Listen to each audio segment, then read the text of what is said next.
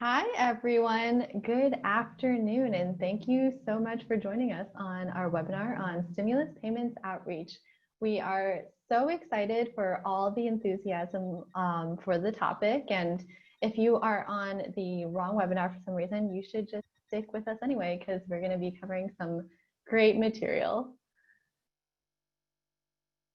So I am Jenny Huang, Outreach Specialist at the Center on Budget and Policy Priorities Get It Back campaign. And we want to just quickly tick off some housekeeping points first. So yes, this webinar is being recorded. We will send the recording, slides, and notes in about a week. If you do have any questions that you want to ask of me or any of the panelists we have today, please just write them in the questions box, and we will try to answer them at the end of the session. And then finally, we love seeing you all chat with each other and talk and get inspired by the work that you're doing. So if you are going to use the chat box, please use all panelists and participants so that everyone can see. So to get started, the Center on Budget and Policy Priorities is a nonpartisan research and policy institute. We focus on federal and state policies designed both to reduce poverty and inequality in equitable and effective ways. The Get It Back campaign is a national effort to connect eligible workers to tax benefits like the Earned Income Tax Credit, the Child Tax Credit, free tax preparation, and other benefits. So of course, the center decided to create a whole suite of materials to help organizations and advocates promote the economic impact payments. So for today's webinar, we are going to be covering a whole lot. So we'll start by talking a little bit about the data on non-filers. Of course, with the stimulus checks, people who file their taxes are automatically going to receive the payment. So it's the non-filers, people who aren't required to file, who are at risk of missing out. We'll then share a little bit about the outreach resources that are available for organizations as well as state agencies. And then we'll be sharing the 211 EIP hotline from United Way Worldwide, as well as getyourrefund.org, which is a virtual tax which provides virtual tax support that is brought to us by Code for America.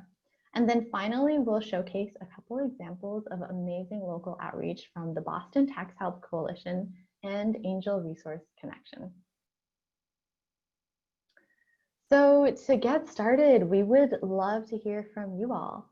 So our check-in question for today it's a two-parter. One, where are you joining us from? And then two, what is one thing you are doing or going to do for EIP outreach? And so when you do chat in the chat box, make sure to select all panelists and participants to answer the question. So while you are responding, I'm going to turn it over to Roxy Kane.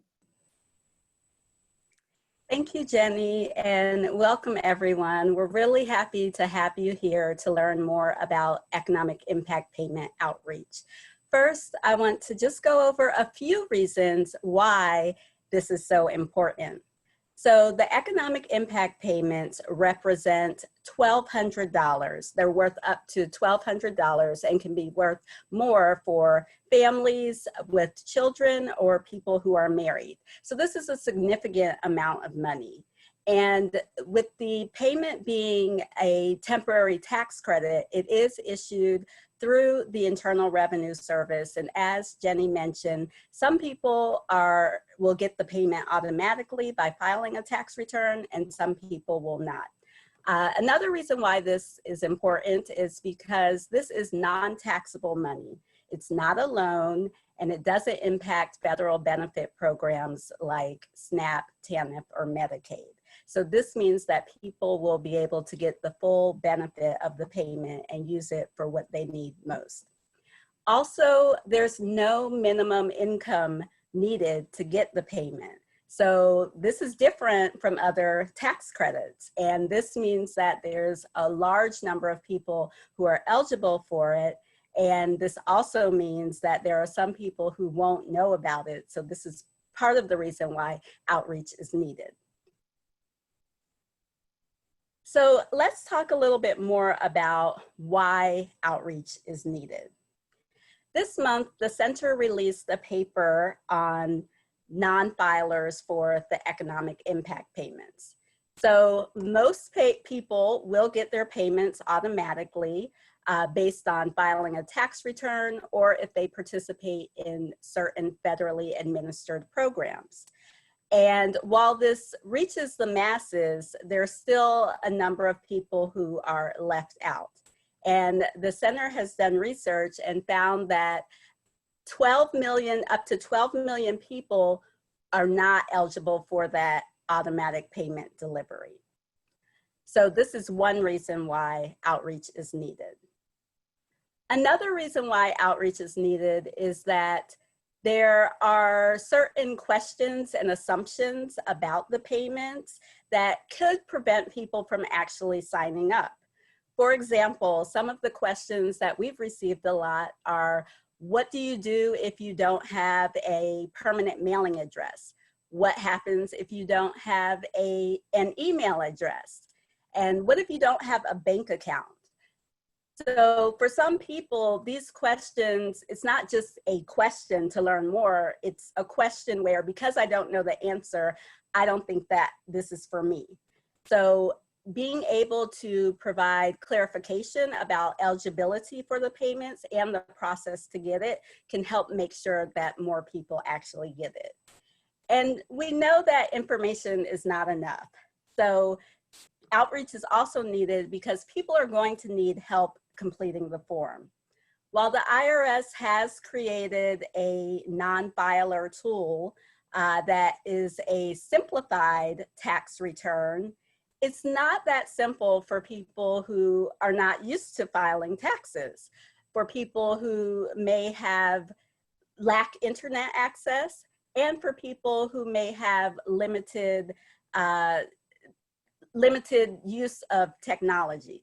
So these are just some of the reasons why outreach is needed. And in the center's paper, in looking at the 12 million that are not eligible for the automatic payments, there's an estimated 9 million people that participate in SNAP or Medicaid. And then there's 3 million people who are not participating in these programs. So the center did some additional research on this 9 million population. And so here's what we know about the non-filer, who non-filers are. So we know that non-filers, economic impact payment non-filers, have very low incomes. Most of this population is non-elderly.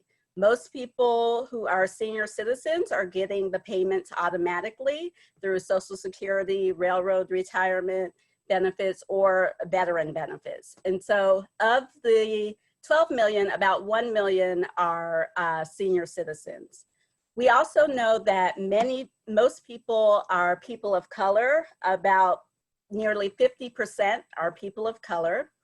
And a sizable portion of this population includes adults not raising children in the home. So this group is a variety of people. It includes youth aging out of foster care. It also includes low-income students. It could include people with limited job skills, people with disabilities, and people who have children who are over 17. So they are not a qualifying child for the payment. And we know that a lot of people also are experiencing housing insecurity. They lack secure housing. So that concern about the address and even being able to get information is something that is a concern. So now that we've gone over some basics about why outreach is needed, who is this non-filer population, I'm going to turn it over to Jenny, who's going to share more about how to get started with outreach and what outreach resources are available. Thank you, Roxy. All right, so to get started in outreach, again, Roxy brought this up before, but it is so important to connect people to direct support. So we know that filing taxes is really tricky, completing the non-filer form is tricky, and there's going to be a lot of troubleshooting of tricky situations. And so there are already folks in your area, if you're not one of them, who can provide the support. So connect to the partners in your area to see like what is already happening locally. So if you are not a tax expert yourself, that's okay. There, you can direct people to other resources like the ones I'm going to share, or to the partners in your area. And then the third thing to remember when you are thinking about your outreach capacity is, what can your role be? How much capacity does your organization have? Can you provide on the ground support to people? If not, can you refer people to that support? And if not that, can you notify people that these stimulus payments exist and how they can get them? We did create this wonderful outreach materials hub. It looks something like this. And oh yes, Roxy just chatted the link onto the chat bar, so you can go ahead and start poking around yourself. But basically we have everything from data on these 12 million non-filers, including support, additional outreach guidance for TANF, SNAP, and Medicaid recipients. We have a customizable flyer, which I'll show you in a sec. We have sample social media graphics and posts, a press release, blog template, talking points, and much more available on the website. So I'm just gonna show you. So this is the one pager that we've created. This has all the information, most of the information people need about the EIPs and how to get them. A lot of this information is distilled down into this one pager, double-sided. The back does include a lot of the tricky situations that people may find themselves in. And then we also have a landing page to refer people to, which has a lot of the same information as the one pager, but in a website form with additional links in it. And then I also wanted to point out the frequently asked questions, what to know about the economic impact payments. That has, again, a lot more details on the tricky topics that people will be finding themselves in. Okay, so please go to that link and dig around some more. If you have any questions about the materials that we've created or have suggestions for what else we could be working on, you can go ahead and shoot us an email or give us a call. And with that, I will be turning it over to Julie Bataille, Senior Vice President at GMMB, a comms agency with a mission.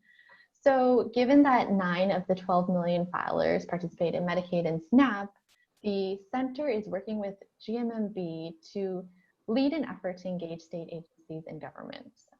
And these materials that GMMB are creating will be on the landing page that I just showed you as soon as they're done. So Julie, take it away. Great, thanks, Jenny. And I think that was a really good introduction to what we are now going to talk about in terms of how to reach the non-filers. And hopefully you all will see that the materials our team is building in cooperation with CBBP really complement some of those resources that Jenny just shared, with a particular focus on trying to make information available to reach these non-filers who are so hard to reach. But I'm encouraged by looking at where you all are calling in from on this chat to see that I think many of your networks and organizations can potentially be leveraged in this effort to make sure that people do get the checks that they so need in this really tough time. And we're hoping that as you see these resources, you can think about how they can be leveraged in your own work and tap into existing outreach efforts and channels, with a particular focus on doing advocacy and encouraging state agencies where you work to leverage these in particular.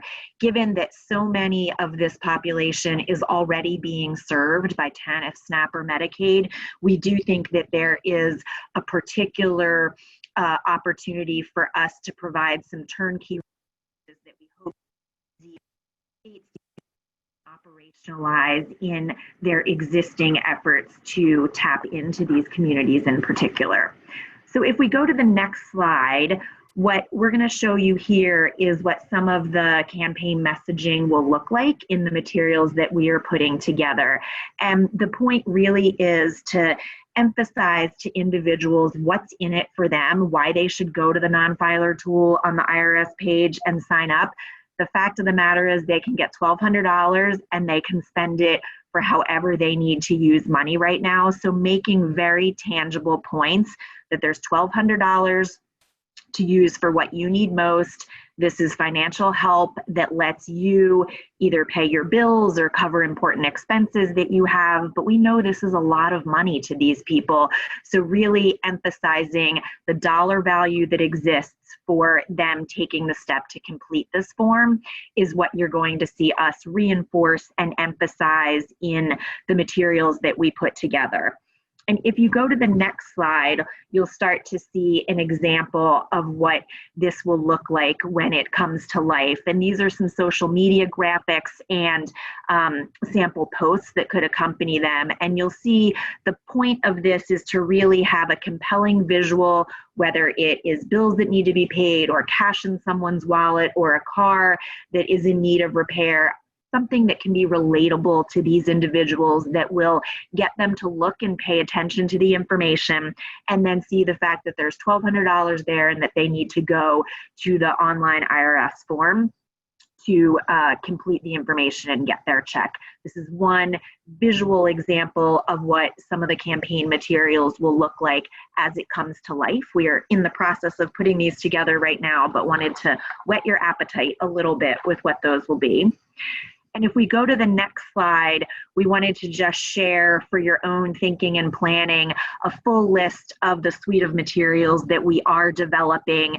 They will have that visual look and feel. They'll reinforce those messaging points, and they will certainly complement a lot of the pieces that Jenny talked about that the CBBP already has on their website, including a lot of that detailed information that we know is going to be so important in terms of providing answers to questions as people are trying to troubleshoot particular scenarios. But what you'll find available, and all of this will be on the website in early July, will include social media graphics, one-pagers that you are able to customize if you want some local branding or things that are particular to your organization and your community. You'll be able to download them and print them right from the website. You'll be able to use them and share across electronic channels, given that's the way so many of us are working these days.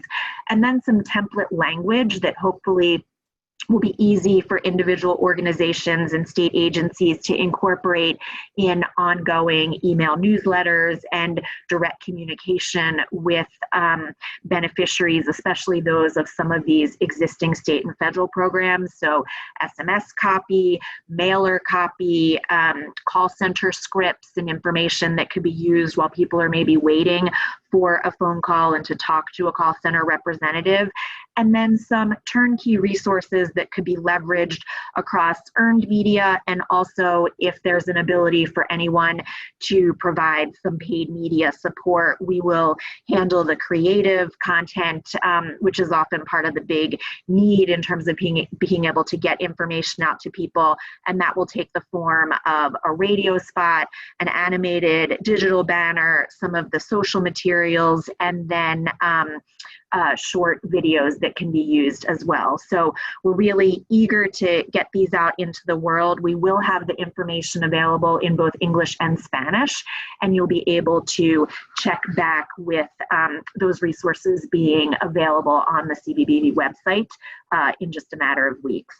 If we go to the next slide, I just wanted to show you a sample of what we think a state agency campaign could look like, and what I think many of you are already doing in terms of planning your own activities. But certainly all laddering up to the October 15th tax filing deadline, which also I saw in the chat someone was making the good point that the non-filer portal will be suspended at that moment in time too. So if we think about really leveraging the 4 months that we have to get these resources into the world, have them be leveraged across agency networks and your own outreach and education efforts, you can think about how they can be incorporated into ongoing earned media conversation and connecting them directly with individuals who can stand to benefit through the touch points that you have and state agencies have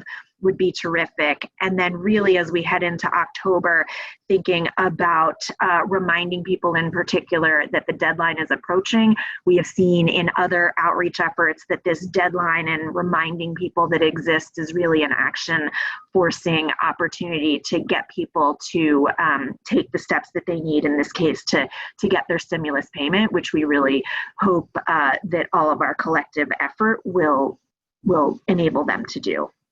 So I think that's all that I will share here. You guys will see these resources soon coming into the world, and would just encourage you in any conversations you're having in your states and with agencies that you think might be willing to engage with them, that these resources will be available for their use. And we'd love to talk to any states directly who might be interested in leveraging them across their channels. So with that, Jenny, I'll turn it back over to you. Thank you so much, Julie. We are so excited to have these materials up soon, and you all really have done such a wonderful job with all of them. So with that, I will turn it over to Brendan Stubbe, who will be talking about the 211 Economic Impact Helpline by United Way Worldwide. Take it away. Hi, everyone. Let me do access. Oh, perfect. Thanks, Jenny. So I have control, so hopefully I don't mess it up. Hi, everyone. Thanks for joining us today. As Jenny mentioned, my name is Brendan Stubbe. I'm a manager of community impact and economic mobility with United Way Worldwide. I want to talk a little bit about our own economic impact payment work, particularly standing up our 211 EIP helpline to provide guidance and assistance for those who may need over-the-phone support. Let me see if I can advance here. Oh. Sorry, Jenny. Where were we here?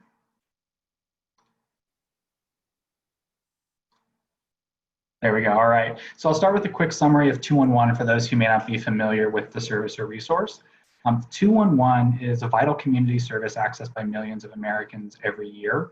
The 211 call agents, it's staffed by highly trained specialists who provide expert caring help and address not only a presenting issue that a caller may bring or be the reason why a caller is reaching out for support, but also they're trained to use active listening skills and sort of understand and identify whatever underlying challenges may also be present in someone's life or experience.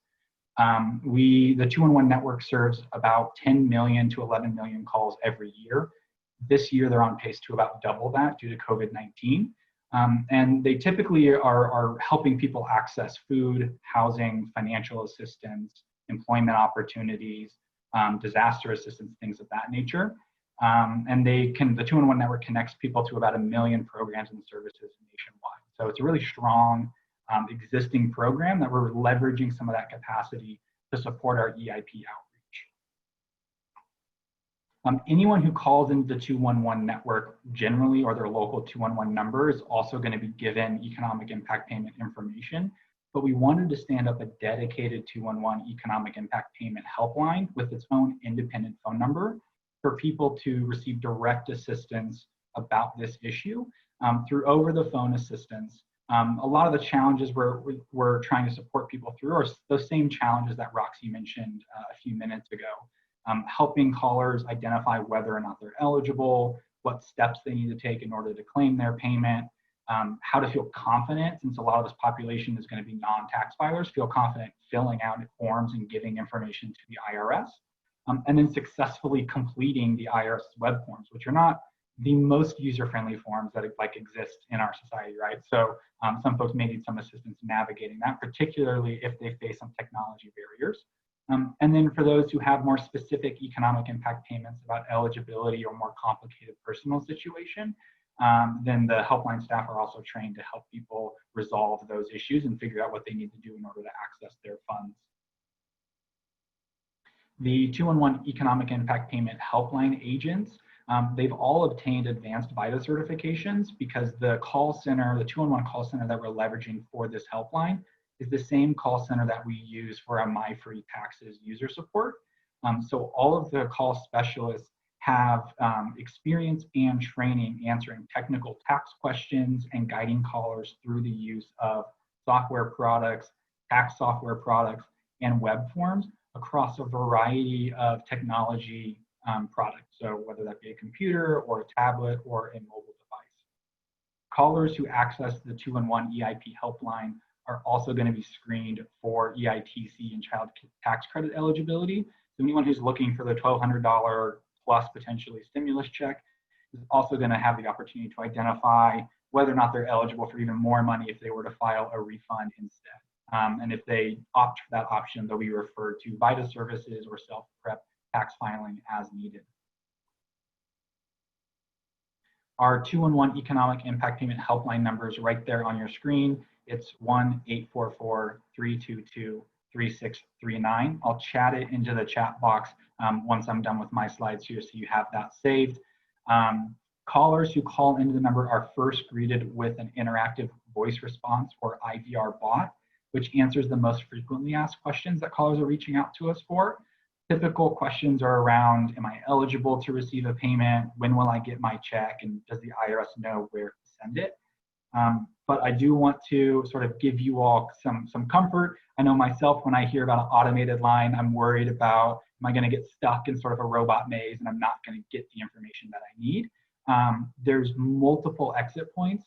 And if at any point someone doesn't ask a question that the bot doesn't recognize or says something along the lines of live agent, they're going to be immediately connected over to a live agent who can answer their question. So on your screen here is the script that callers hear when they call in. Simple hello, thanks for calling the 211 helpline for EIP. Type in your zip code, that's for our own data gathering. Then it identifies itself as a bot and then offers reassurance that if the bot can't answer your question, you'll be connected to someone who can help. So if you do refer callers to this number, I want you to feel comfortable that yes, it's a bot, but it's a good bot. I've tested it. But then additionally, there's exit points for those who really want to speak with a live agent, with an actual human. 90% of the calls that are moved from the IVR to our live agents are answered within 90 seconds. And while the IVR helpline, so the helpline number itself is available 24/7, live agents are available from 10 a.m. to 6 p.m. Eastern, Monday through Friday. And if anyone calls where the live agents are offline or it's after hours, they can leave a message or leave their information and receive a call back the next business day. So far, we're seeing that our live agent hours do align with the majority of the call volume, as evidenced by 90% of the calls being answered in 90 seconds. But if we start seeing a shift in demand around time, hours, or days of the week, we can move our demand accordingly and expand our demand if we see a big increase in volume of callers as well. So it's a pretty flexible tool. If the caller needs help with other COVID-19 or income support questions, they'll also be transferred to 211's main COVID-19 helpline and ultimately their 211. This resource is great. There's a lot of really valuable information about local resources, state level resources that people can be connected to sort of on the back end of their economic impact payment conversation. I think the last count was 31 governors have established the 211 number, the 211 number as their sort of go-to resource for COVID-19 information. Hi, Maureen, I see your comment here about extending the hours. Yeah, if we start seeing call volume into the IVR that then is asking for people trying to get over to the live agents in hours that are not within that 10 to 6 window, then we will expand our live agent capacity to accommodate that demand. So we can be pretty reactive in real time. So we're certainly watching that, and then we'll adjust our live agent hours as needed. The 211 number is EIP number is there again. 1-844-322-3639.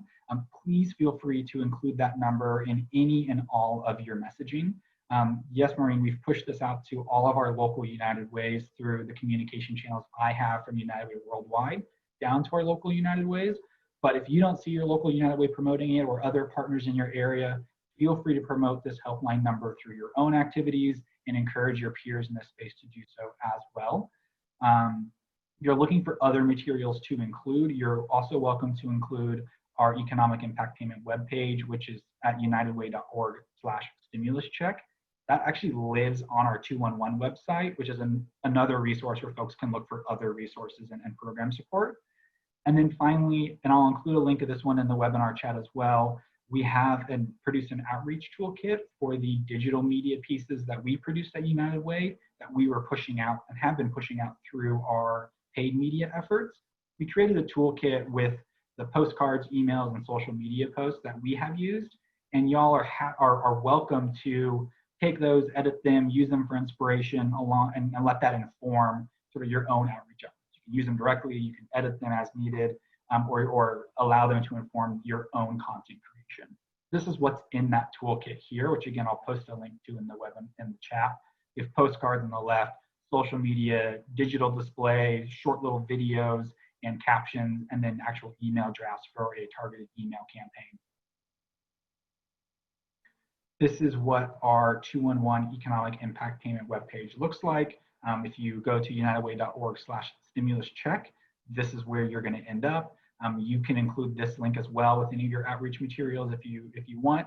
And it's a great way for someone to find their local 211 number to get other information in addition to the EIP and general COVID-19 information on 211.org as well. The audience for this landing page is really non-filers. So our page, if you go to it, it's not very long. It's really meant to be action-oriented, since we know if anyone hasn't received their economic impact payment by now, then they're very likely to be in a group that has to take action in order to claim it or resolve some issue in getting actually the money to them or their mailbox. So it's very action-oriented, includes links to the IRS forms, and again, has the EIP phone number, helpline phone number there as well. Some key learnings I want to highlight from our own outreach efforts. So as I mentioned, we've been pushing out a paid media campaign for our digital content. And really what we found is that people are hungry for good and reliable information about the stimulus check and economic impact payment. In 3 weeks, we were able to achieve 24 million impressions from our various channels. And that translated to 150,000 people clicking through to our landing page. I'm not a media guy, but our vendors assure me that that is sort of outperforming their own industry expectations. And to them, that's indicating that people are really interested in this information. So hopefully that provides us additional encouragement to get creative in finding other ways to get this information out for our communities. We also did some A/B testing on language to use in our outreach materials. And we found that leading with language about stimulus check resulted in more views of videos and more link clicks than using the more technical term of economic impact payment. So as you're deciding what language to use in your own captions and your own outreach efforts, let that learning sort of inform your own efforts. That's it for me. This is my contact information here in my email. Please feel free to reach out with questions, comments, or suggestions. And I'd love to hear how you're incorporating the helpline number in particular in your own outreach efforts. Don't let that stop you from pushing information out, but if you have some time in the back end to let me know how it was helpful for you, I would love to hear that. So thanks so much, Janie, for this opportunity. Can you reclaim control, and then I'll post the links and numbers into the chat box here. Thanks so much, Brendan. I know this will be such an amazing resource for folks as they're thinking about their own outreach, because this kind of direct support is so needed. Great, thank you. Thank you.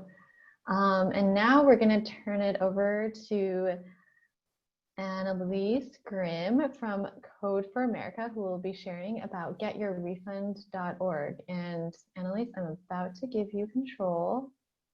All right. Right. Can you all hear me okay? Great. Loud and clear.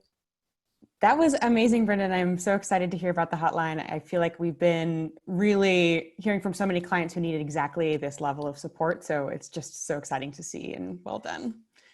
Oh, I did the same thing. From current slide, let's see. All right. So Get Your Refund is a project of Code for America. And first I should tell you a little bit about who Code for America is. So we're a nonprofit based in San Francisco. And since 2009, we've been partnering with government agencies to improve the delivery of government services through user-centered design and technology. So we work really closely with our partners to help deliver services like SNAP, TANF, Medicaid, and have really been learning from our experience to figure out how we could play a role in the EITC space. And we work in a really iterative manner. So rather than having a plan that we just execute, we start really small. We identify the user need that we're trying to address. We build just a little piece of technology, watch users interact with that technology, learn from the data, get a bigger picture of what's happening, and then continue to iterate and iterate and iterate. And that's how we build out all of our technology products. And I would imagine most of y'all are pretty darn familiar with EITC by now, so I don't have to tell you how valuable it is to folks. But I just want to tell you one story about a client that really helped us understand how meaningful this could be for folks. This is Trish, and she's one of the people that we interviewed in our early research into folks who were eligible for EITC and EIP now also, who weren't filing, and we wanted to understand really what was going on. And so from her, we learned that she had been not filing because of a divorce. So her economic situation changed and it complicated her taxes in ways that made it feel too challenging for her to file. And after talking with us, she filed her 2018 taxes and was able to get $9,000, which just kind of frankly blew our minds and was really unexpected for her. And so she was one of the first clients that we worked with that really helped us understand this is such a huge support for people, and we need to really identify what those barriers are for folks and help them move through the process to be able to file. And so we did a bunch more client interviews to really understand what was underneath that. Why were people not filing, even though there are so many resources left on the table? And we talked to about 100 people. And what we learned was that they needed a few key things. So they needed services that are free and trustworthy. So services that were either nonprofit or associated with government. Folks that also needed clarifying services. So they needed to be able to ask questions and have them answered. We heard from a lot of people who had like one question and that prevented them from doing their taxes. And it would have taken a VITA certified preparer like 3 seconds to answer that question. And then it needed to be thorough. So there are lots of folks who are in this gap who have minor complications like self-employment or scholarships, or they need help with multiple years of back taxes. And the current services often weren't able to address those right away. And so folks felt like they weren't able to file taxes at all. And then most importantly, accessible. So taxpayers needed help that was available year round and they could access from wherever they were, and they could access even if, really importantly, they didn't have their documents yet. We heard from a lot of folks who were like, I want to start, I don't really know how to do this, and I don't have my W-2s or my 1099s. So we started thinking about how we might be able to collaborate with VITA, which is such an incredible program, to help more eligible households receive the EITC. And also wanted to make sure that we did that while keeping what makes VITA great. So when we looked at the landscape of services out there and really how those matched up with the user needs that we saw, we wanted to make sure we didn't lose out on the things that made VITA VITA. So the really high accuracy rate and the way that volunteers were engaging with clients at a really personal level and making them feel supported. And so as we built out Get Your Refund, we wanted to make sure we were able to maintain those really important aspects. And so we worked with a couple amazing VITA sites. So we worked with Tax Help Colorado and United Way Bay Area to envision what a pilot of a digital tool could look like that would help VITA become more accessible for more people across the country. And Get Your Refund was born. And this is all happening like right in like the end of last year. So this is all very recent. And we had planned for this year to do a very initial pilot that would be relatively small to what we're aiming for now. So we wanted to prepare 5,000 returns, show that we could reach new high need clients. So we wouldn't have been happy if we were just reaching the same clients that VITA always reached, but wanted to prove that we could find people in the EITC participation gap and serve them. We wanted to partner with 4 sites across the country to make sure we had some geographic diversity. We're understanding how this might work in different contexts. And then we wanted to prove also that we could improve the efficiency of VITA, because although VITA has a really, really excellent service, we knew that often they weren't able to meet the capacity in their local areas. And so we didn't want to push a bunch of new people into a program that couldn't actually serve them. And then just shortly after launching the pilot, COVID hit. And suddenly we had this new opportunity to help clients access their economic impact payments, and also to be able to understand how VITA could, I hate to put it this way, but take advantage of this moment to connect to new people. We saw from 2008 that many people who were getting their stimulus payments also became connected to VITA and then stayed connected to VITA in years to come, and that improved their economic situation over the longer term as well. And based on some of the new data that CBPP has put out and New America and others, we realized that there's a huge population of folks who needed help. So we're talking 12 million people, not 5,000 people that we wanted to help serve. And so we really needed to rethink how we would do our services to offer new ways of accessing both the EITC and the EIP.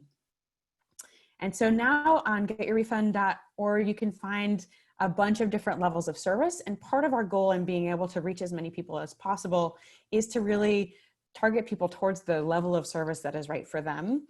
So we started with a VITA location finder that helps people identify a VITA site near them. It's a very mobile friendly tool that you can send people to. We next launched Valet VITA, which was built on the United Way of Tucson and Southern Arizona's Valet VITA model, but we made some improvements to that model and got that launched in January. Then in March, we launched the full digital intake. So we basically put a digital front door on the traditional Valet VITA model that made it fully digital from start to finish. And then just a few weeks ago, we launched what we're calling DIY with Help, which if any of you, I know there are a lot of VITA sites on the line, if you're familiar with the facilitated self-assistance model, this is basically our name for facilitated self-assistance, which is we have a tax layer, really high quality tax prep tool that we can connect people with and then support them remotely to make their way through that tool. So if they have questions, they can reach out to an IRS certified tax preparer for support. And then we also do service routing. So we ask questions through our chat and help people identify exactly what they need. We link them to the IRS forms if those are appropriate. We also have a lot of folks who are just coming in asking those basic questions of, I think I filled out the right form, but I need to make sure that my address is correct, or can I change my bank account information? So really just having a lot of back and forth. A lot of those questions that you're hearing on the hotline are similar ones that we're getting on chat. And I'm going to really quickly try to run through a super high level tour of what the full service digital VITA looks like on Get Your Refund. But I'm gonna just fly through these slides, and I knew that they'd be shared out, so I wanted to just put them in here so you guys could look back at them later. So we'll just rush through them real quick. So first, security is super important to us. So we're following industry best practices and IRS rules to make sure that we're safeguarding client data. We're also being really careful around identity verification. So we ask all clients to upload a photo of themselves holding their ID so we can check their face against the photo. And they also upload a picture of the photo ID itself, the social security card or I-10. We check their IP addresses to help us manage whether there could be any suspicious activity. And we also use the last 4 of social security number on our phone calls and when we do the final approval via DocuSign. And what does a VITA site need to participate? So we are still recruiting partners from VITA who are interested in supporting clients through Get Your Refund and using this platform. And we've made it pretty easy for them to join on. So they need their VITA certified volunteers, they need laptops, they need their current tax prep software. So most of the VITA sites are using TaxSlayer. And they need an outreach plan. So that's where a lot of you all come in. How do we make sure we're getting people to Get Your Refund and able to serve them? And they need a flexible can-do spirit. So this, like I said, was an early pilot that we've scaled massively. And so it's constantly being improved and changed. And so we're looking for VITA partners who are willing to be part of that change with us. And this is sort of what the client experience looks like. So they answer some initial questions to help us understand what is needed and make sure they're eligible for the service. We connect them to a VITA site. We gather basic contact information and an initial consent to make sure we're allowed to start preparing their taxes. We ask those 13614C questions, so the basic questions about household and income that are needed to prepare the taxes. We gather up their documents, we verify their identity, we allow them to securely upload all of their tax documents. So they can either take a photo of their tax documents, or if they're on a computer, they can attach a file and send them that way. Ask a few final questions, and then they click to submit the information to us. And then it goes through on our back end to Zendesk, which is where the VITA preparers jump in and are able to actually process the return. And that process looks very similar to what the VITA process looks now. It's just happening online. So there's still the intake interview, you prepare the return, there's still the quality review with a phone call with the client, and then the client signs off the signature. And it's e-filed through your typical system, whatever that is, so you can use your existing e-fins. And just to give you a sense of what some of the initial results are, so we sort of grade our success with all the tools that we create based on whether clients would recommend it to someone else. That's really the judge of how people feel about using a tool. And that's on a 1 to 10 scale, and 9.5 out of 10 clients who have used Get Your Refund to file their taxes would recommend it to a friend. So we're really excited to see that. And a lot of the things, when you start to understand, you know, what is it that made them happy with the tool, it's the VITA providers that we work with. So I know we've got a couple of them on the line today, and it would not be possible without them. It's really awesome to see that the human connection that makes VITA so strong is able to be maintained in this digital format, and the clients really appreciate that.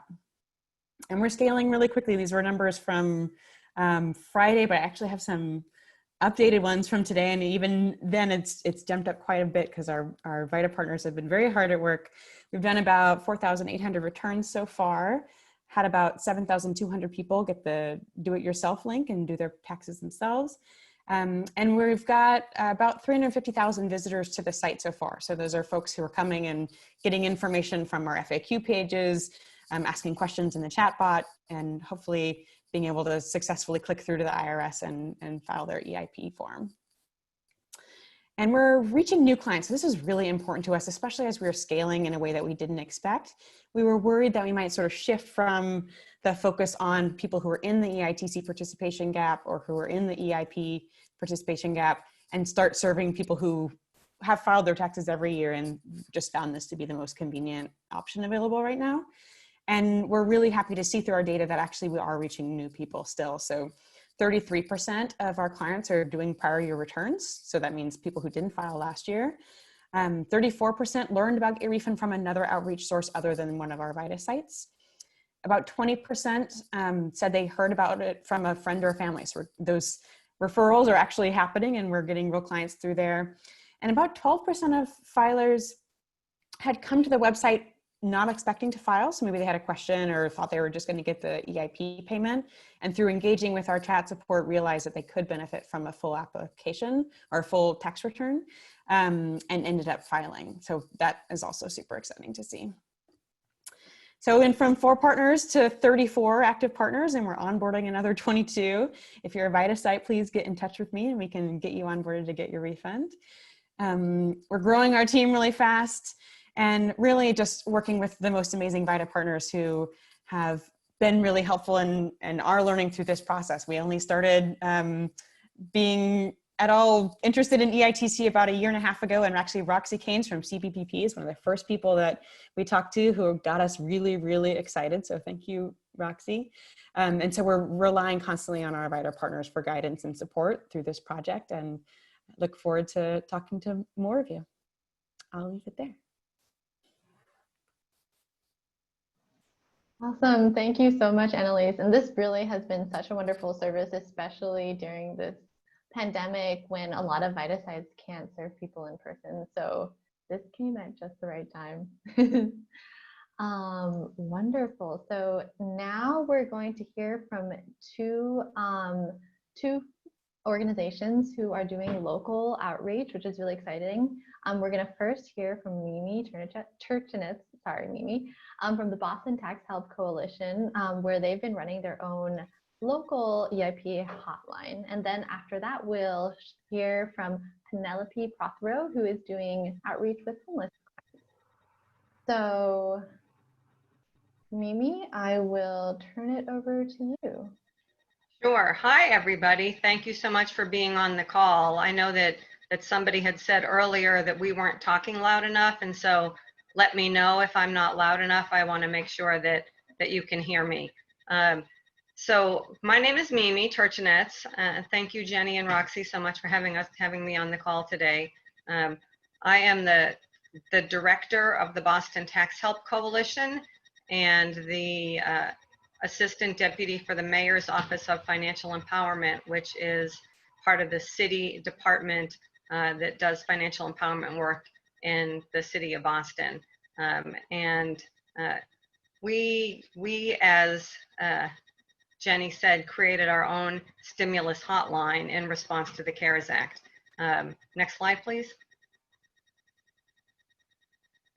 So this just gives a little broad overview of who the Boston Tax Help Coalition is. So we have been doing VITA and free tax preparation for what now appears to be close to 2 decades, which is really hard to believe. We created the Tax Coalition really based on an earned income tax credit strategy to make sure that people weren't leaving anything on the table. So our strategy was very much based on the commitment to Get It Back campaign, and have been working with the Center on Budget for many years in partnership. We do free tax preparation, we do credit building access, we help people learn how to work on savings and opening bank accounts and integrating all those services as part of VITA. And then that's integrated into part of the Office of Financial Empowerment. In terms of the demographics of the Tax Coalition, we serve 13,000 people annually. Obviously, that got abbreviated pretty quickly this tax season. And then you can see those numbers there, 300,000 free tax returns in the past couple of decades, over 270 million in taxes and credits. And we do this, we're very committed to doing this in a multicultural approach. So we have a program called Ambassador, where we provide free tax preparation and outreach in 7 languages. And we try to make sure that those languages and those ambassadors are in the communities where those languages and ethnic communities live. And then we also have a real commitment to serving taxpayers who have a disability. So we have a disability work group and have morphed that into an ASL tax preparation service, so that we provide free tax preparation in American Sign Language as well through a partner called Deaf Inc. Next slide, please.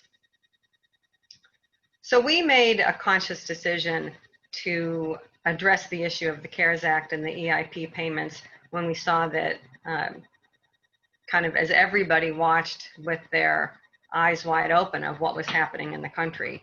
The CARES Act was passed, VITA sites were shut down, and it was very, very clear that there was this crisis brewing, this economic crisis, just really, we could all see it coming. And we recognized that we needed to make sure at least that people would get the information around stimulus and the CARES Act, and really all that the opportunities that were starting to bubble up in terms of resources that were available. So we kind of, in our first iteration, created a website with all the information on it to assist people. And then as we continued to watch the IRS and Treasury figure out how to get this economic stimulus EIP payment out to people, kind of saw, oh my God, this is really very hard for folks, and watch them as they changed language and information on the IRS web portal, and really just thought, oh, this is crazy. Now we have to create a hotline. We've got to do something to help people. And so we made that decision to do that. We set up a system using the web portal Grasshopper, which allowed us to create an electronic switchboard.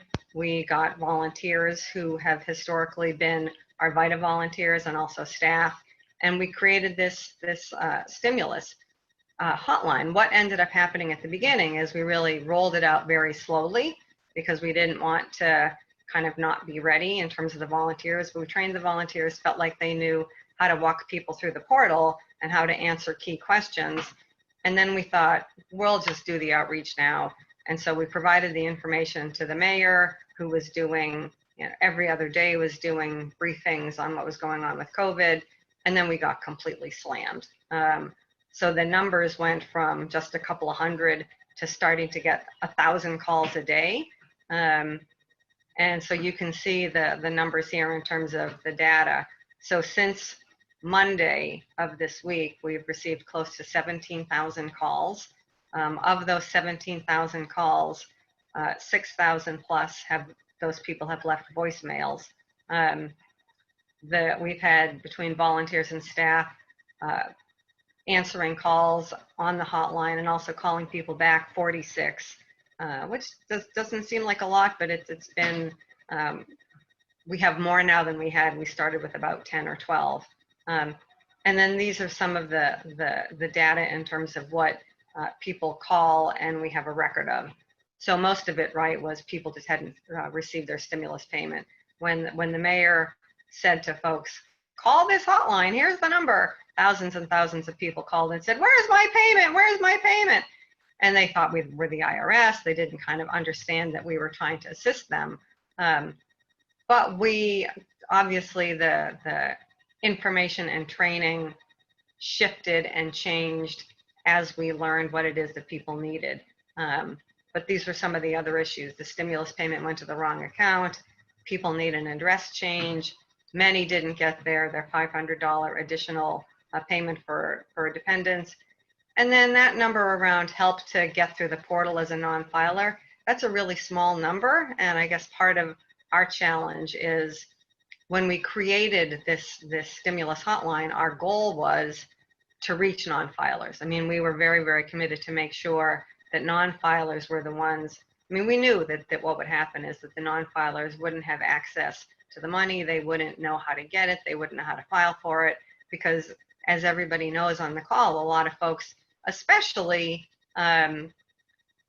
people who work with the homeless population, their thought is the government does nothing for me. This isn't for me. Why would I get this? This is crazy. So there are even individuals that I helped to walk through personally, trying to get them as homeless individuals to in fact go through the portal, and I wasn't successful with all of them.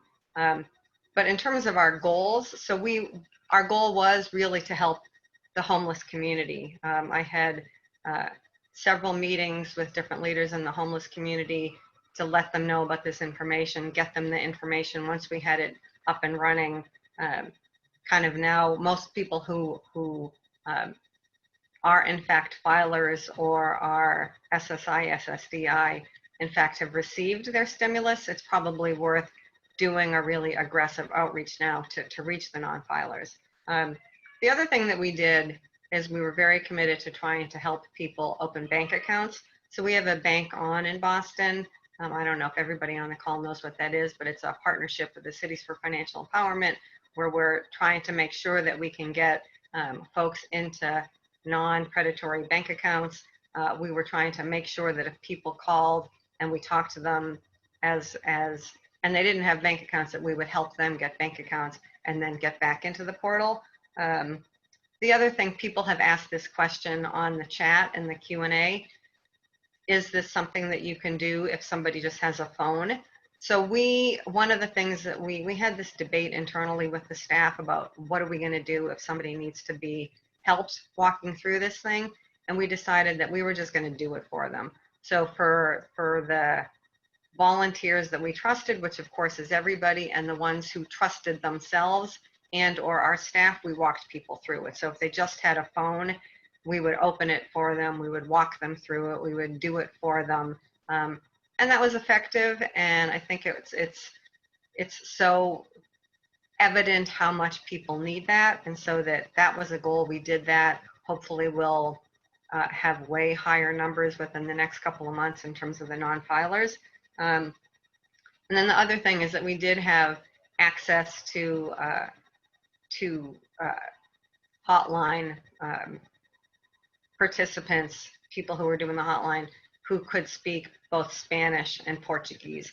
And we didn't do it in our 7 languages with Ambassador, but maybe as we roll out through the summer, maybe we can do more of that. But I think that there's a lot of lessons that can be learned through this, but part of it is just, it's incredible how many people don't have any information.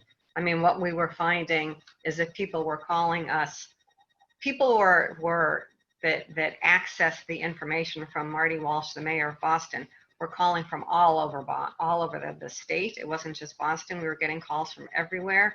And one of the callers said to me, she and I had a conversation about, she was talking to a client in Worcester, which is the 2nd largest city in Boston, and she was trying to help them find some other organization that could help them. And there was just nobody. We were the only ones, kind of at the end of the day. There were people trying to help to do this, but we were the only ones that had kind of a systematic response. Not as good, obviously, as the 211 and the Brendan's work in terms of United Way Worldwide, because ours is a little more homegrown, but it was really needed. We're going to be doing it throughout the summer and into the fall, and happy to answer any questions. But I think that it's been a really important addition. We are also trying to roll the volunteers into both the Code for America. We're working with Annalise with Code for America, and we're trying to roll that out within the next week and a half. And also the FSA, the Facilitated Self-Assistance. And so that's where we are right now. What is the Boston hotline number? Well, I'll find it. I'm not 100% sure what it is. It's a 781 number, but I can send that after. Okay, so if anybody has any questions, I can answer them at the end of when we've all presented. So thank you. Thank you so much, Mimi. And your hotline is very important. It is just as important as Brendan's. And here is Mimi's contact information if you want to get in touch. All right, and so before I introduce Penelope, just wanted to say we are going to run over a little bit with the Q&A afterwards. So panelists, I hope you can stay a little bit longer. And then if you do need to leave a little early, this is being recorded, so you will be able to watch the recording later. All right, so now we have Penelope Prothero from Angel Resource Connection, who's going to share what they've been doing around outreach with homeless folks in the Seattle area. And Penelope, I have just given you control over the map. Excellent, thank you. I see it, you gave it to me, and I clicked the bar and I don't see anything happened. So we'll try it again. I guess everybody's doing the same problem. I'll go there. Here we go. All right. Hi, everyone. Welcome. I know we're running a little over, so I can shorten up my time a little bit and get through these slides and tell you how we're working with the homeless. So my name is Penelope Prothero. I am the president and CEO of Angel Resource Connection.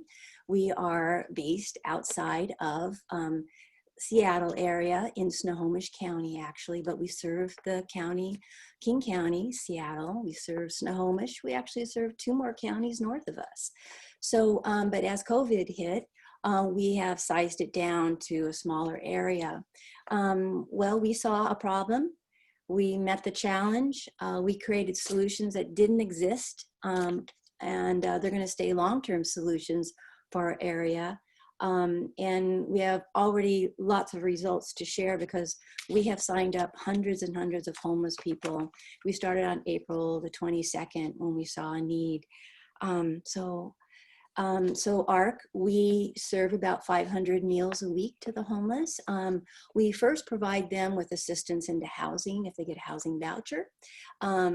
So we are already in that mode of helping them with logistical things. So we are one of the first nonprofits in our area to help with the COVID-19, with the stimulus check. we've been able to tell other people about it, but we were the first ones kind of breaking down that barrier. Let me go ahead and move on. So when we saw a problem, it was because we asked the people that we were serving, so have you signed up for your stimulus check? And they would just say no. And at the beginning it was, what's that? Now everybody knows about it and they're asking about the second check. So we were kind of baffled because we thought that the local agencies would jump in because we were part of conference calls with hundreds of agencies, but nobody was doing it. So we just started. The very next day we started and we decided to figure it out. So trial and error, we just started signing people up. What happened was media caught hold of it, and so we were covered by Fox News 13, and then Fox News Radio covered us, and then we were on the cover of the Herald newspaper. This started kind of a snowball effect because across the country, many states, all kinds of organizations were calling me. It's like we became a hotline for how do I file the stimulus check, or how do I help the homeless in our area. So we also caught the attention of the public defenders in Everett. And so 7 lawyers would show up. We would set up tables, and they still do, set up chairs, and we just start signing people up.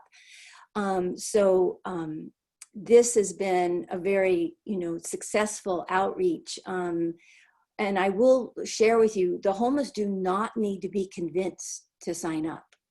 The lines will be longer than you can possibly imagine. They know they want the money. And all you need to worry about is have enough people there to sign them up, or be willing to say, we can only get to so many today. So that has been our experience of signing the homeless up. So the challenges that we face is, like so many people have mentioned, they just don't know that they qualify. So their first thought is that because they haven't worked, haven't filed taxes, then they're just fell through the cracks, like they always feel like they fall through the cracks. So it's when you tell them that you are going to get this money, that you will have this money, you're an American citizen, it's like winning the lottery. They're like, are you kidding me? Sign me up. And they're eager. They want to know how, are they going to get it signed up today, or when are you coming back, or when are you going to do it again? So be prepared. They want to, and they're eager. This money would, change their lives. So as everybody's talked about, they don't have an email account, but that's easy. You just go to google.com, you get them an email account, that takes care of that. If they don't have mailing addresses, so that was the problem in our area. No mailing addresses, no place for these checks to go to. So we worked, it took us about 3 weeks, but we worked really hard to get a couple organizations to decide that they would accept all the mail for all of the thousands of homeless people. They would accept it. So we have 2 locations in our area that accept, one for men, one for women. So that was a big win, and that will continue to work in our area way beyond this check. So that was amazing. So look at my notes here. So one of the things that we noticed was that a lot of because of COVID, we all know that the libraries are closed, and that a lot of the homeless are being kind of helped out by being put in motels or being put in different areas that maybe they wouldn't get this kind of service at any other time. So they're kind of grouped together, and in a way where they're kind of hoping for services, because all of the normal services are closed. All the doors are shut. When you call, you're not going to usually get through right away. So if you do set up a table and chairs, they're going to line up. You can also find out where they're in motels and contact like the Salvation Army, who's ever signing them up or set them up in motels. And we do that. We set up outside the motels. They get the people ready, let them know that we're here to help them out. And they're so happy to see us. They just want this, this opportunity to receive this money. So we're seeing just really positive results by seeing how people are grouped together and utilizing that. So the solution in a lot of the ways to these challenges is in order for you as a volunteer in your organization to feel safe on the streets in the thick of it, right? When COVID is out there, you have to wear a mask. And we have worked with so many organizations that make masks. We have like hundreds of masks. We probably have 400 masks right now to give out. And we're constantly, every time we work with someone, they wear a mask if they're in front of us. So we set up cones about 6 feet away from the first person at the end of the table.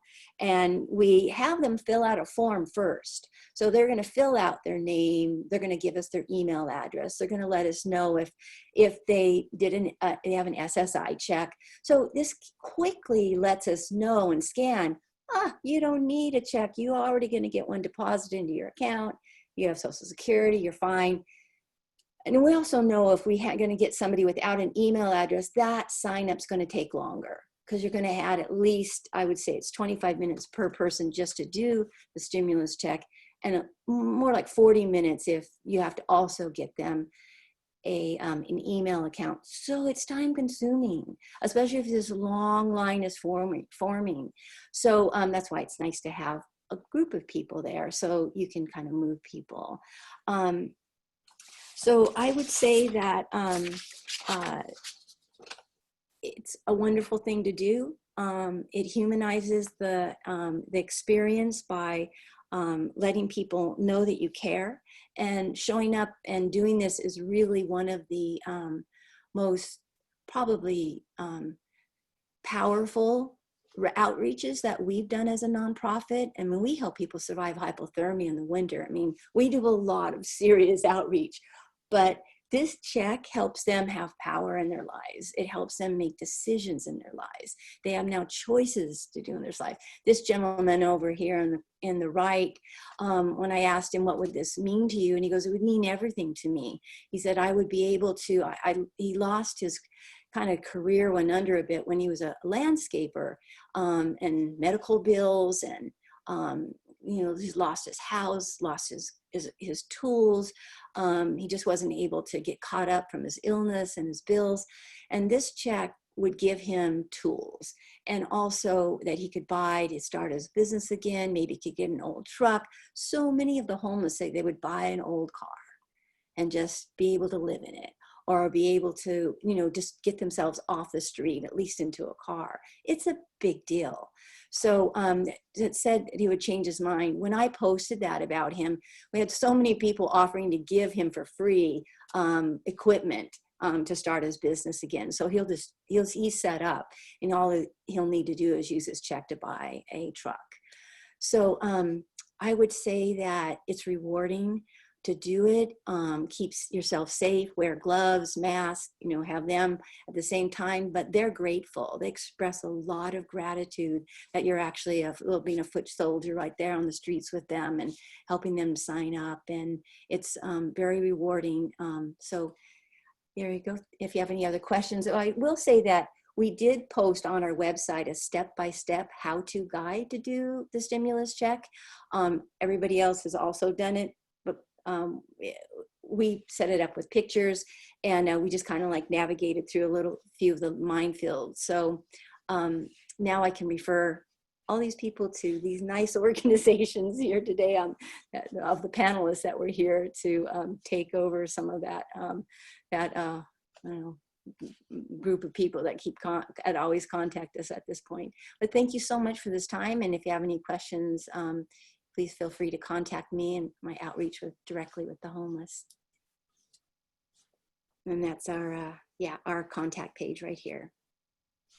Thank you so much, Penelope. It's really wonderful hearing about the work that you're doing, and Mimi, the work that you're doing too in Boston. And hopefully that's inspiring for others as well. So now we have a little bit of time for questions, which Roxy will facilitate. Okay, great. Thank you so much again to all of our presenters. There's been a rich discussion in the chat and several questions have come up. So first for Annalise, is Get Your Refund available in different languages? We actually just launched Get Your Refund in Spanish yesterday as our first new language, but we would hope to also offer it in other languages in the future. There's also a workaround that you can do. So if you have the staff available to coach people through the process over the phone, you can basically work them through in whatever language they need to get through the initial intake. And then on the back end in Zendesk, you can correspond with folks back and forth in whatever language you need, and talk to them on the phone in whatever language you need. So it's really just that initial intake that folks might need some guidance to get through. Excellent. Okay. And a similar question for Brendan, is the EIP helpline available in different languages? Hi, yes. So the IVR is currently only in English, but the helpline staff do have Spanish language capacity. So if someone makes it through the IVR, then they'll be able to speak English or Spanish with the helpline agent. We don't have other language capacity at this time. Okay, and a few technical questions have come up that aren't outreach specific, but more specific things related to the payments. And one question is, how many years is VITA able to go back and file for clients? Mimi, can you answer that? Yeah, it's 3 years. So you can go back 3 years if you go to a VITA site. I mean, it's harder during the tax season, and so often people will do the prior year returns after the tax season is over, so when they have a little more time.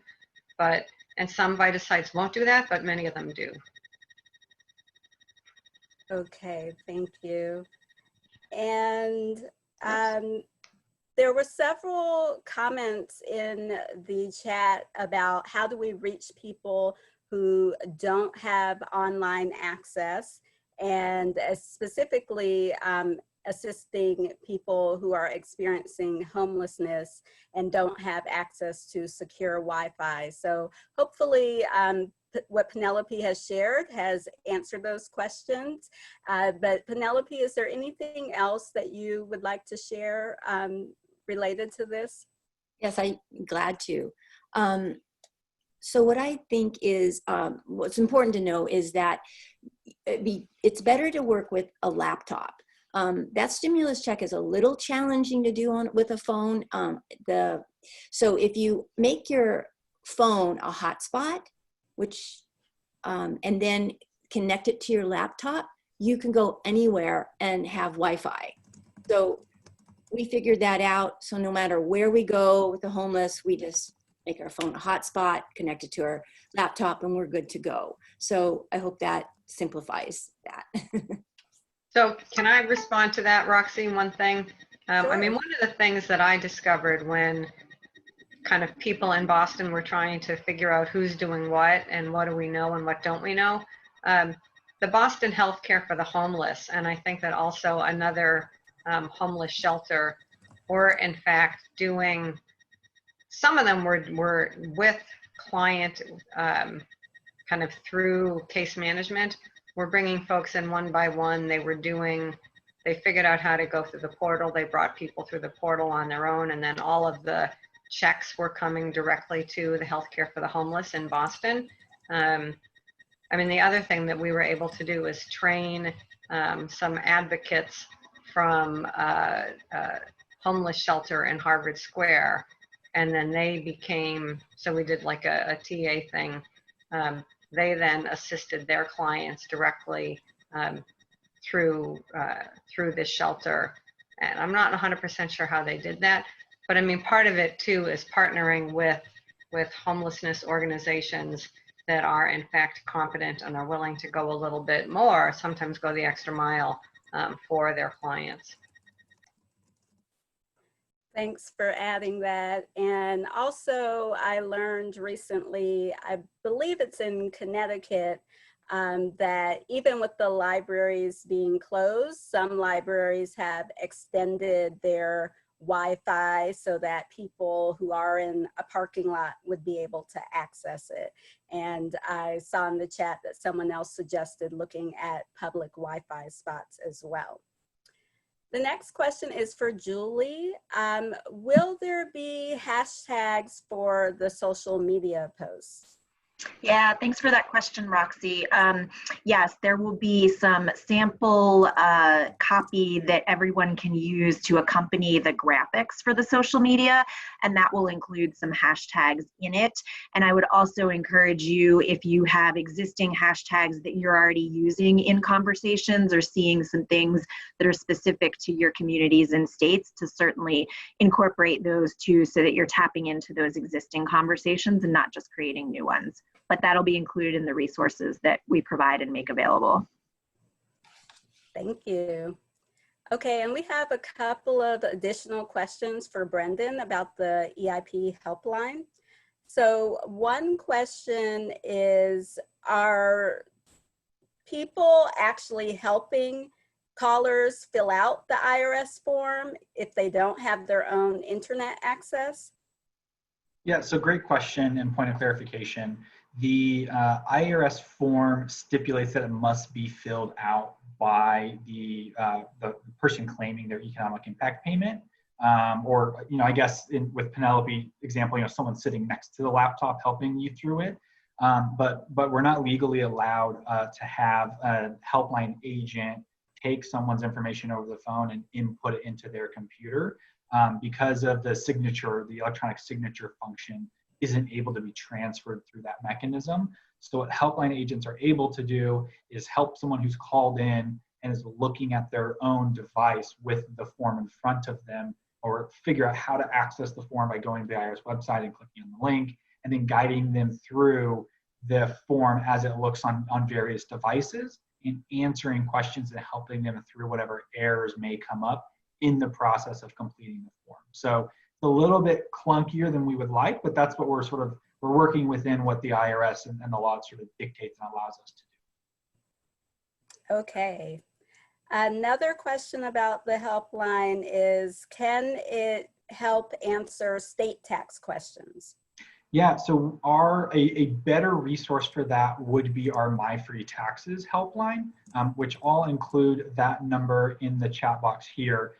So just to be clear, our My Free Taxes product is a partnership between United Way and H&R Block. It's a free self-file product for people to file their own taxes. And we have a helpline set up to answer specific tax-related questions to support that product. That would be the better entry point to ask questions about state taxes, rather than using the economic impact payment helpline to ask that question. So we have multiple helplines set up, don't get confused, but for state tax questions, the My Free Taxes helpline is the one to go to, and I'll post that number here. Excellent, okay. And a few points of clarification that I would like to share and follow up on a couple of other questions that have come up.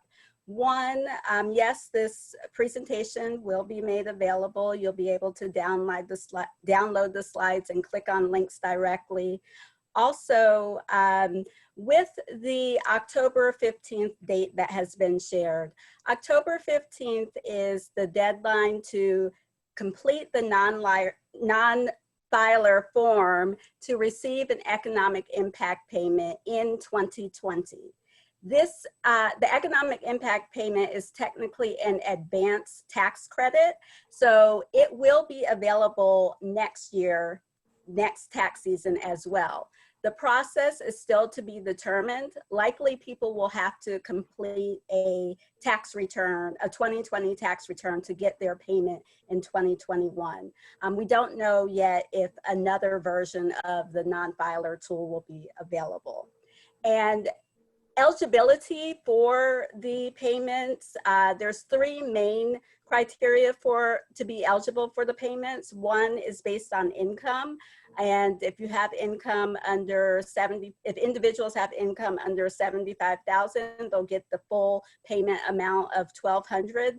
Higher, if they have higher income, then they would get a smaller payment. Our target with this non-filers definitely has the income below 75,000. Two, people must have a social security number. And three, a person cannot be claimed as a dependent on someone else's tax return. So those are the basic qualifications. If somebody is receiving benefits like Medicaid, SNAP, or TANF, they can still get the payment. And if they have $0 in income, they can still get the payment. And as part of our guide to economic impact payments, we answer that question and other eligibility questions. Someone asked about if a list of partners who are allowing their addresses to be used by the unsheltered to receive payments is available. And unfortunately, that is not available to our knowledge. And so this is one of the reasons why outreach is so important and why the partnerships is really important. So Jenny shared that one of the steps is to find out what's happening locally. And by doing this, you may be able to learn of organizations that are allowing people to use the address. There are also several questions related to assisting people without internet access by phone. I believe Brendan and others have addressed that. There are different concerns with being able to do that. If there are groups that are serving people directly and have clients, then they may be in a position to do that. Actually, if anybody has done that or has heard of people who are providing assistance over the phone, let us know. But the main thing is that signature piece that will be needed. So unfortunately, no. And in terms of calling for help, that also unfortunately is not available at a national level. The IRS does not have a number available. And so again, finding out the local organizations for help would really be the best way to go.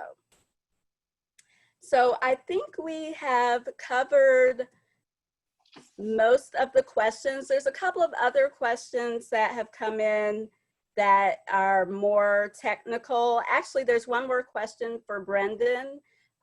Do you accept representation from nonprofits for other language speakers?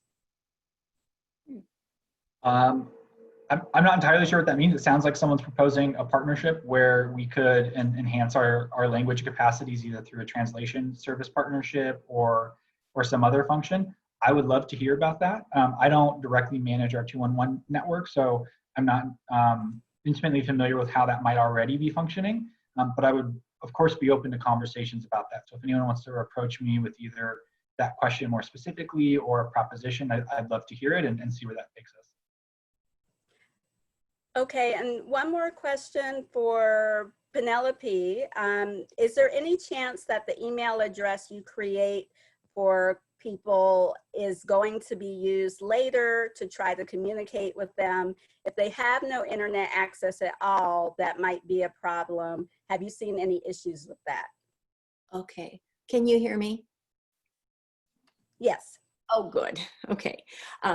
So we don't use that email to contact them. So what we do is when it's their email for their use to check in to see if that's the status of the stimulus check or to start using it in just in their daily lives.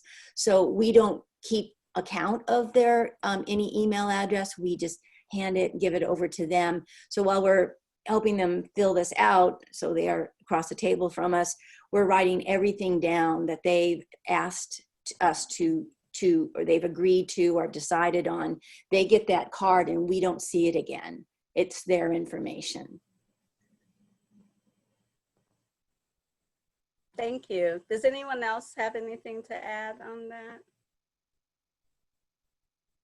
So Is that question about like if the IRS will contact them later with that email? Yes. So if the IRS, if there's an issue with the form, you get a confirmation if the form is submitted successfully. If it's not submitted successfully, then an email would go to that address.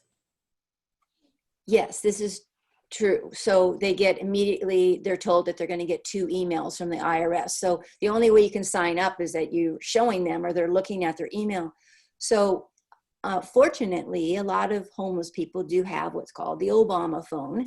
So they have access to getting an email. They just haven't set one up.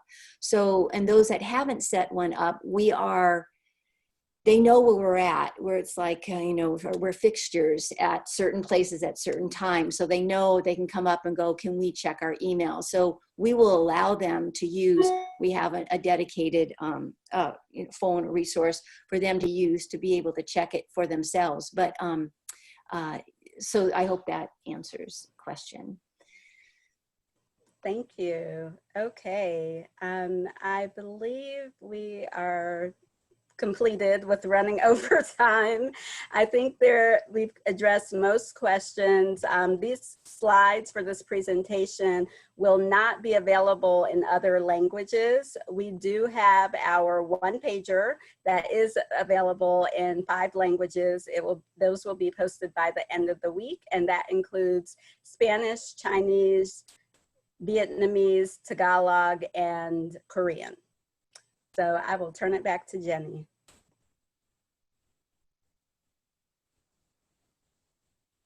Sorry, it took me a second to unmute myself.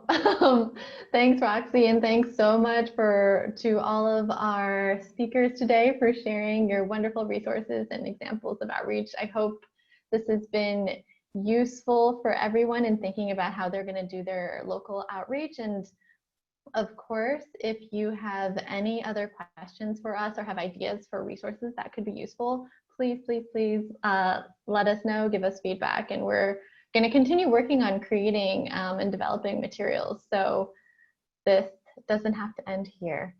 All right, well, thank you everyone so much. Have a good rest of your day and take care, stay safe. Thank you so much. Thank you. Thank you.